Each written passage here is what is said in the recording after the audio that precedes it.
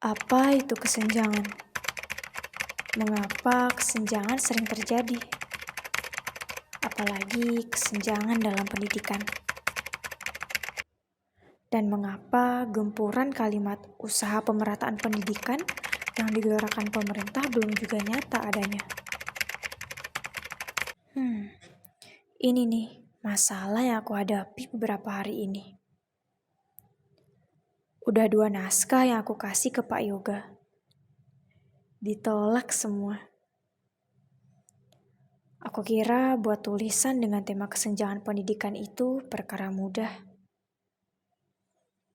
Apa aku nyerah aja ya?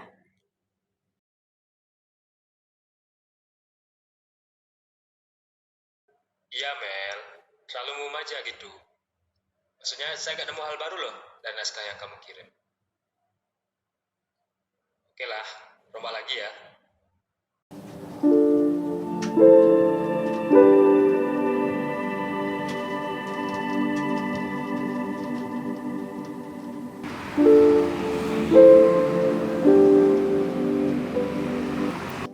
Naskah pertama katanya terlalu normatif. Gak ada isinya. Gak ada hal baru yang aku kasih ke pembaca. Udah diubah, taunya responnya sama aja. Padahal ya, apa yang aku tulis itu jelas-jelas realita. Ada poin masalahnya, solusinya juga aku kasih. Apalagi coba?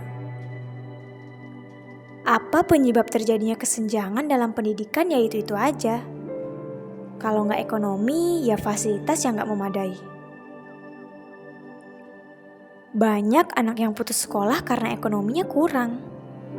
Selain itu, fasilitas pendidikan yang disediakan pemerintah juga nggak lengkap. Selama masalah ini nggak diselesaikan pemerintah, tujuan untuk mencerdaskan kehidupan bangsa yang tertuang dalam UUD 1945 nggak akan pernah tercapai.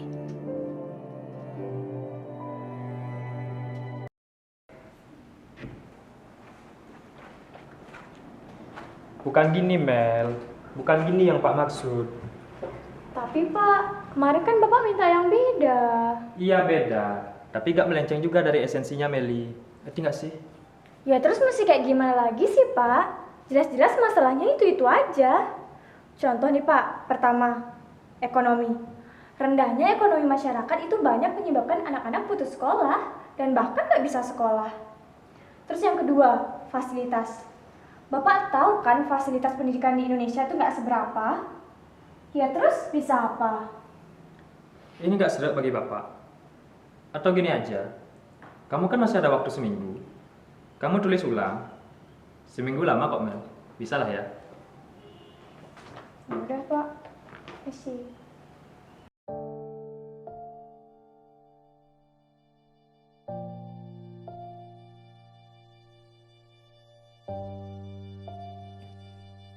Apa sih yang salah dari tulisanku?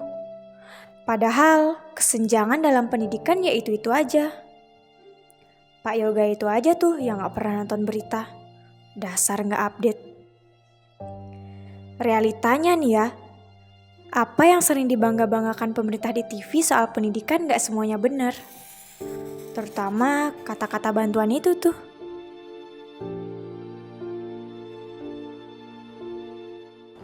Coba Bapak pikir, misalnya Pak main catur. Ya mana bisa menang Pak kalau cuma gerakin dan maksain satu pion buat maju ke depan. Jangankan menang, yang ada malah kemakan semua Pak. Kalau itu analogi kamu, ya kamu gak bakal bisa jadi pemain catur. Nah, benar kan tuh? Gak bisa. Coba sekarang kamu pikir, dalam catur, kan gak cuma pion prajurit aja yang ada di sana. Ada menteri, ada kuda, ada benteng. Kenapa gak kamu gerakin semuanya? Ya gak bisa gitu dong. Dalam catur, Ya gak bisa. kan gak cuma pion prajurit aja yang ada di sana. Kenapa gak kamu gerakin semua? Ada Nggak. menteri. Kalau itu analogi Nggak kamu, bisa. ada benteng. Ya kamu gak bakal bisa jadi pemain catur. Tunggu ya Pak. Tunggu, malam ini saya kirim naskahnya. Tunggu ya Pak. Tunggu ya Pak.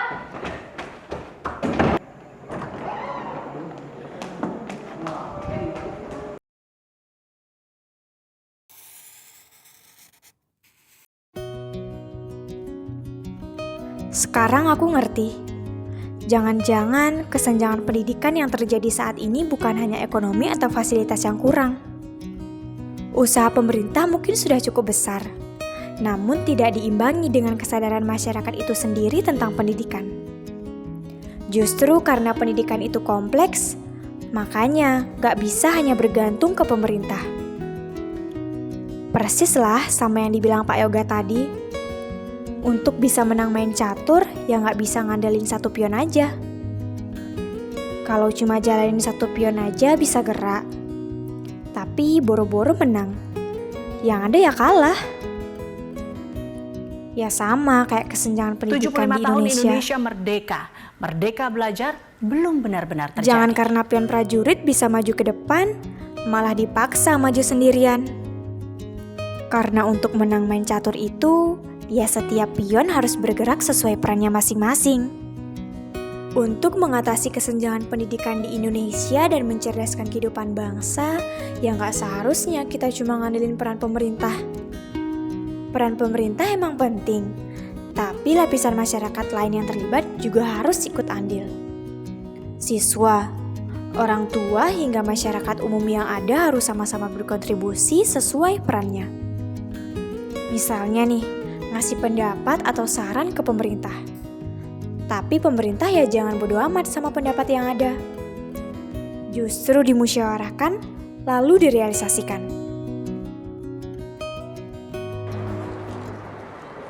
Makasih ya Pak. Tiap dari kita adalah pion-pion berbeda yang punya peran tersendiri dan saling melengkapi. Bersama kita maju dan hadapi masalah yang ada. Yang kurang dari kita bukanlah ketidakadilan, tapi pengertian. Pengertian betapa indah dan dalamnya saling membantu. Sebagai upaya untuk ikut serta dalam mencerdaskan kehidupan bangsa.